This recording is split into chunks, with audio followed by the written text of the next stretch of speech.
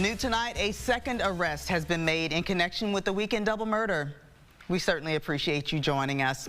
Just in the last half hour, Marshall police announced the arrest of 21-year-old Jamario Epps on a charge of murder.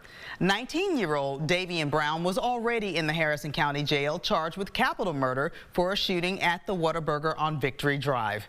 KLTV's Jamie Boyum reports that family is grieving 2 lives cut short.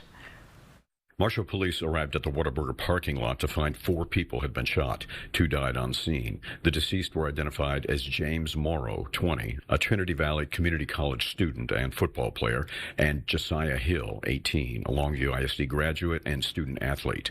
The 2 were brothers. Their father, James Morrow Sr., was proud of them. Those were some outstanding kids. Not perfect.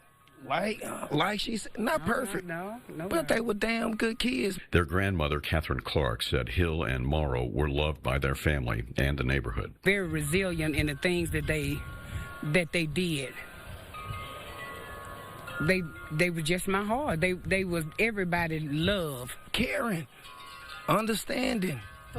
Funny, like you can't miss them. Clark says Morrow attended Navarro College. Hill graduated from Longview High School in May with a football scholarship to William Penn University. Family members said the brothers had been at a relative's birthday before stopping at the restaurant late that night. They said Hill knew the other victims. Everybody that has been young has went out and had a party. Now a father left going through the unthinking, losing not 1, but 2 sons. I always love them, and I'm going to miss them dearly. There's no words nobody can say just to bring them back. Jamie Boyum, KLTV 7 News. Tonight, the conditions of the 2 people who were wounded have not been released. 5 other law enforcement agencies are helping with this investigation. So far, no motive for the shootings has been given.